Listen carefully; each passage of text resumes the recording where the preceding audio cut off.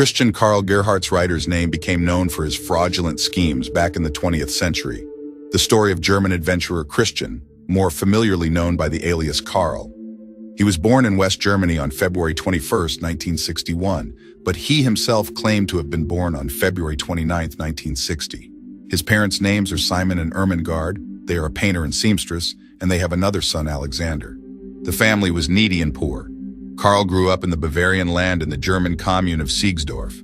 This place is remarkable and beautiful because of its large forests, snow-capped mountaintops. The population of the town is not very large, a little more than 8,000 inhabitants. Everyone knows each other. But little Karl never liked it.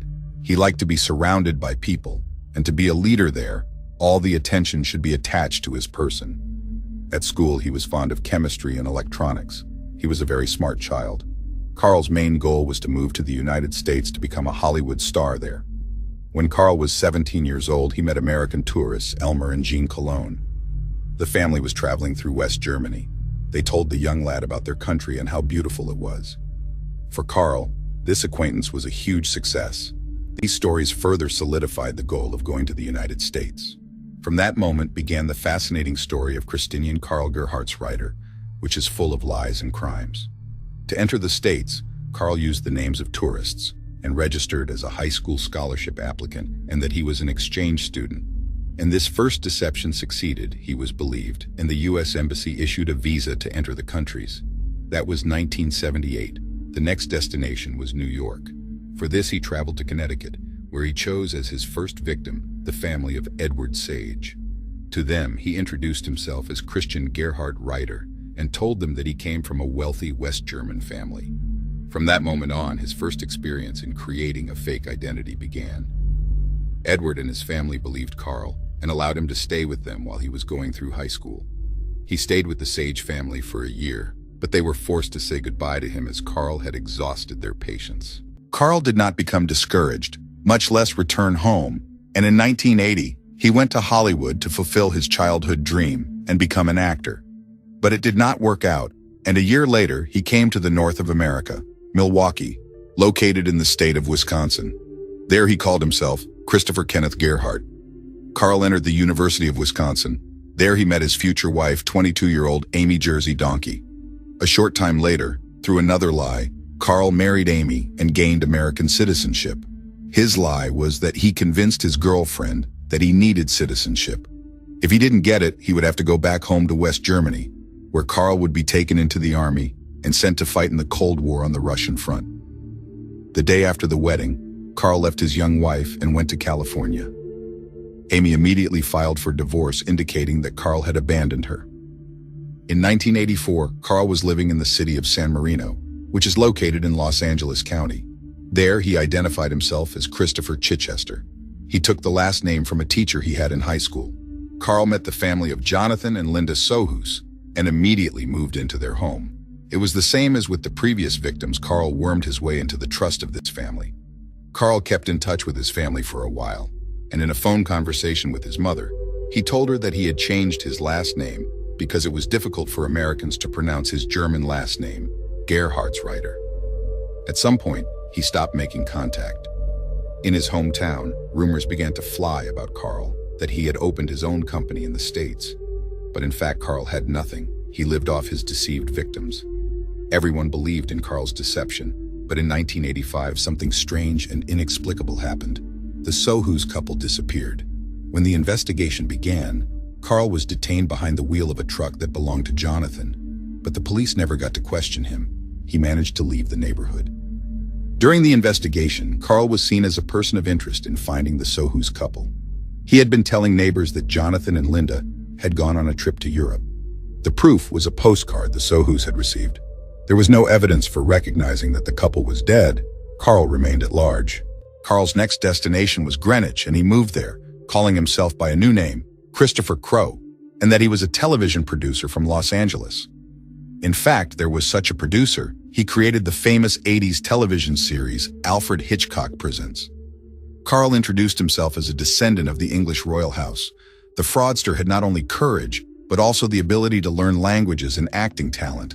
Therefore, He easily perfected American English and began to wear clothes from famous brands. It remains unknown where he got the money for all this, but most likely he got it through fraudulent schemes. Later, Karl got a job working with computers in a famous brokerage firm, Phelps and Company. But it quickly became clear that Karl was not who he claimed to be, and that he was not a descendant of an English house. The truth was revealed thanks to a social security number.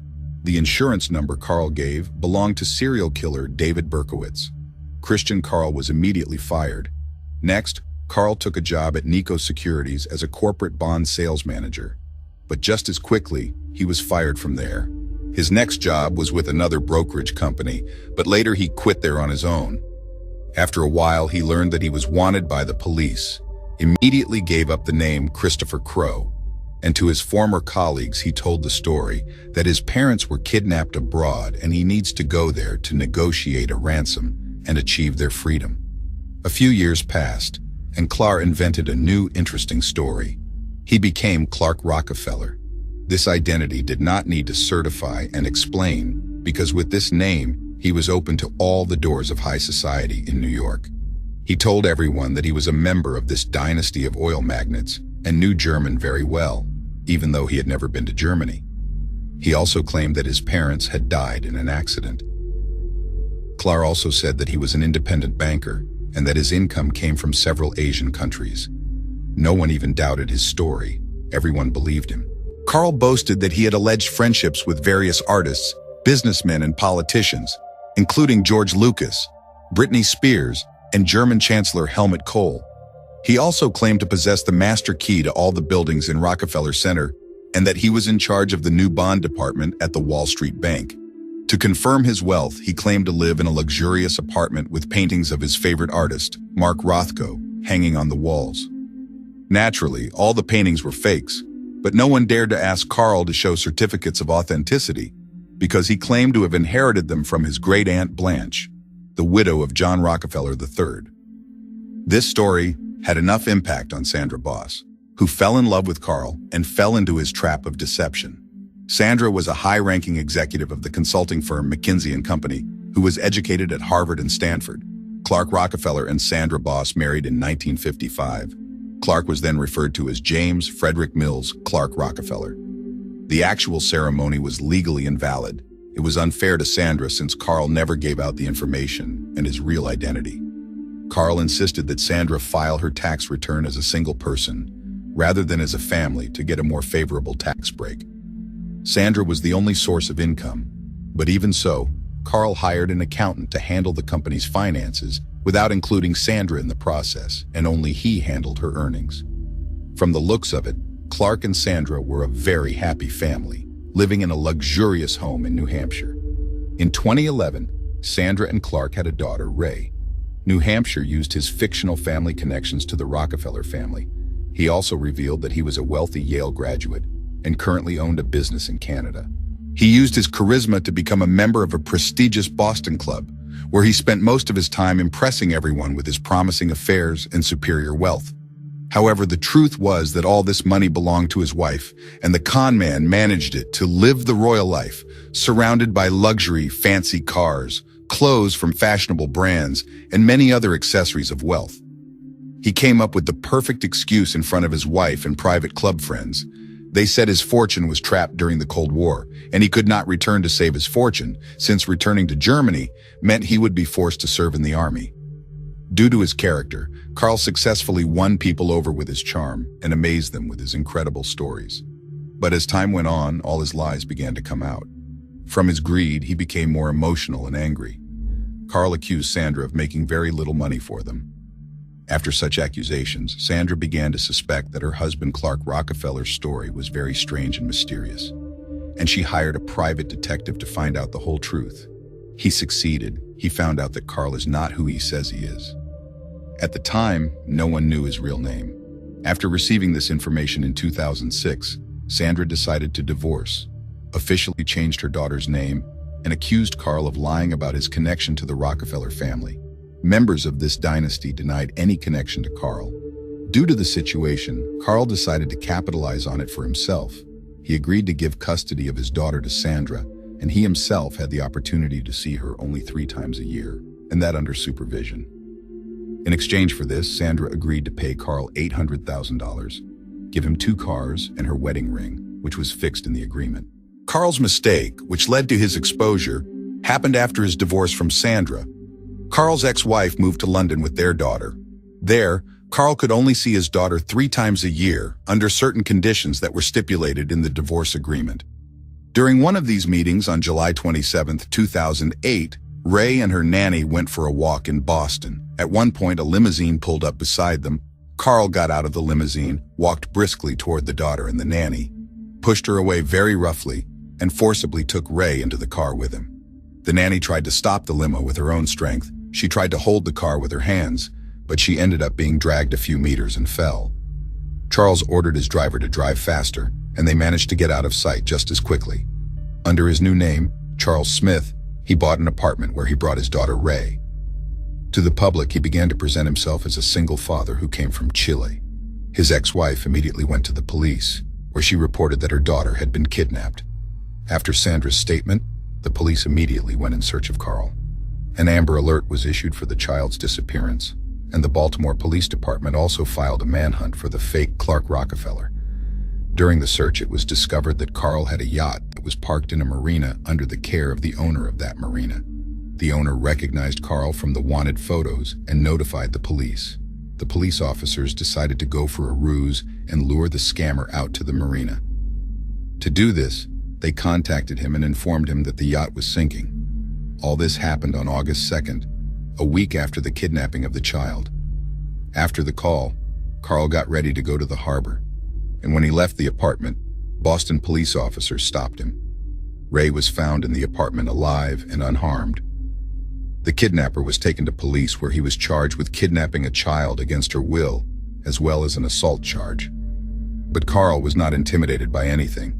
He still made up new stories as well and claimed his mother was an American child actress from the 40s, Ann Carter, and also claimed she was dead. It was all made up again. This story was publicly denied by Ann Carter herself. The kidnapping of the child caused a great resonance, and the case was widely publicized in the media. Pictures of Karl were distributed everywhere. After that, witnesses began to appear who recalled the false stories. He was also recognized by his own brother, Alexander. The FBI tried to find out about Clark Rockefeller's background and the real details of his past life through the media with a video that asked agents to tell the true identity of the man. On August 15, 2008, officially the FBI, Massachusetts State Police, Boston Police Department, and Suffolk County District Attorney made an announcement that Clark Rockefeller has the real name Christian Karl Gerhartsreiter. They found this out with the help of the FBI laboratory in the Virginia town of Quantico and forensic examinations there. Boston police lifted Clark's fingerprints in custody. The prints were matched to others they had gotten from various sources, and they matched prints taken in Boston from a wine glass. They were collected during the search for Rhea and Karl. The task was as difficult as possible. It was necessary to trace Karl's entire path all the way back to early childhood. The investigation found a fascinating immigration file that began in the 1980s. The lab was able to identify latent prints on this file. It also found additional evidence that had gotten lost among the 1984 case file, the case of the disappearance of the Sohus couple. This evidence helped to finally bring this tangled story to a close. Investigators discovered that Karl was not only a con man, but also a very dangerous man. The new owners of the Sohus' home, where the alleged oil tycoon lived, started building a pool, dug a hole in the backyard, and found 3 bags there, most likely containing human remains. Forensic examination proved that the bones belonged to Jonathan Sohus. At the time, the couple's son Sohus stated that Karl had always taken advantage of his parents. The body of Linda Sohus was never found. Police claimed that Linda was also murdered, as well as Jonathan. Also, the police speculated that Karl did all this to cover his tracks, and so that no one would know his real identity. Karl still continued to maintain that he was innocent. On September 3, 2008, Karl was charged with providing a false fake name to a law enforcement officer at the time of his arrest. A month later, Karl's attorney asked the judge to consider a motion to reduce Karl's bail. At the time, bail was set at $50 million. The motion was denied, and the court announced the decision to revoke the possibility of bail altogether. In mid-2009, a trial began in Boston. where Karl was to be charged with kidnapping his daughter, assault, and assault with a firearm. But as it turned out, another charge of providing false identification was added.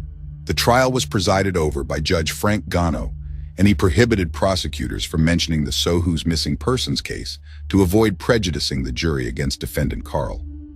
Karl's defense stated that their client was most likely mentally disturbed, proven by the fact that Karl believed that his daughter Ray called him from London and begged him to save her.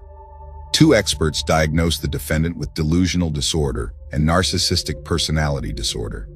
Dr. Kate Abloh, who was one of the experts, stated that Karl had told her about his father's psychological abuse as a child. The evidence of Karl's attorneys was contradicted by Dr. James Chu, a psychiatrist who was on the prosecution side. The psychiatrist also announced that although he diagnosed a personality disorder with narcissistic and antisocial traits, Karl was able to distinguish good from bad, and vice versa. James stated that Karl planned the kidnapping of the child in great detail, and if he had been mentally ill, he would not have been able to think it through. At the trial, Karl exercised his right to remain silent, and his ex-wife spoke instead. She said that in the beginning of the relationship between the spouses, everything was fine, but later he began to control every step and accused her of not earning enough. She also said that after these words, she decided to check the words of her ex-husband for truthfulness, and her investigation led to the disclosure of several serious cases at once. Not only Sandra spoke out, but the limo driver also spoke out. He laughed at Karl and called him extremely strange. On the day Karl stole his daughter, he paid the driver $3,000 to help him drive him and his daughter home. On June 12, 2009, a jury found Karl guilty of unlawful imprisonment of a child and one count of assault and assault with a dangerous weapon, which was a limousine. On the second count of assault and providing a false identification, Karl was acquitted. Judge Frank Gano sentenced Karl to 4 to 5 years in prison for kidnapping the girl, and 2 to 3 years on the assault charges, which were to run concurrently. Although the first trial went quickly, the case that involved the Sohu's couple was slower. The first grand jury was convened in the spring of 2009 to only consider evidence of Karl's guilt. The next session didn't take place until 2 years later, in the spring of 2009. That's when the Los Angeles County District Attorney's Office charged Karl with the murder of Jonathan Sohus. It wasn't until March 2013 that the trial began. Karl's defense, represented by attorney Jeffrey Denner, argued that Linda Sohus took the life of her spouse Jonathan, as his client had no motive to get rid of Jonathan. And he also claimed that the crime would have been the stupidest crime in Southern California history, because the packages in which Jonathan's remains were placed were packages from the universities Karl attended. But Assistant District Attorney Javid Valian disagreed with the defense attorney's arguments and noted that if the motives for the crime are unknown, it does not absolve the defendant of guilt. According to prosecutors, Karl was believed to be involved in the deaths and had evaded trial for 30 years. The evidence in the case was mostly circumstantial, but the jury, however, felt that the 2 packages that were found with the remains were strong enough evidence. Since the packages were from the University of Wisconsin-Milwaukee and the other from the University of Southern California, where the defendant was a student. That wasn't the only evidence. There were also witness statements and police records that noted that Karl stole Jonathan's car after committing the crime. It wasn't until April 10th that the trial was completed. The jury reached a verdict in which they said Karl was guilty of first-degree murder, and the aggravating factor of using a deadly weapon to take the victim's life was added. When Karl was found guilty, he fired his attorneys, and during sentencing he defended himself on his own, insisting he was innocent. On August 15, 2013, Christian Karl Gerhartsreiter's sentencing hearing was held in Los Angeles Superior Court.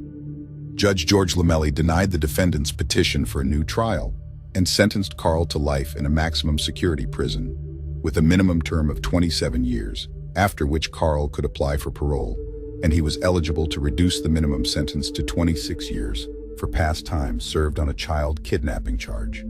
Members of the Sohus family were present at the trial and were allowed to express their opinions after the verdict was announced. Jonathan's sister took the floor and addressed Karl, telling him that she was sure of her involvement in Linda's death, even if he was never proven guilty. And she also stated that she was satisfied with the judge's ruling. Christian Karl Gerhartsreiter was placed in Norrkern State Prison in September 2013 and was transferred to Ironwood State Prison in March 2014 for unknown reasons. In 2015, Karl appealed and his sentence was reduced to 26 years. But this was not enough for him, and he filed 2 more appeals on October 23, 2015 and January 20th, 2016, which were unsuccessful. No more appeals can be filed by Karl as he has exhausted all state remedies. In December 2016, Karl was placed in San Quentin State Prison, where he remains today. When he is 68 years old, he will be eligible for parole. That won't happen until December 2029. In spite of everything, Christian Karl Gerhartsreiter became a kind of real star of cinematography, as he dreamed in childhood. Only he himself did not star in a movie, and on his life story made movies, from which box office receipts amounted to about $6 million. Karl still continues to insist on his innocence in the accused crime, and even gave several interviews where he claimed it.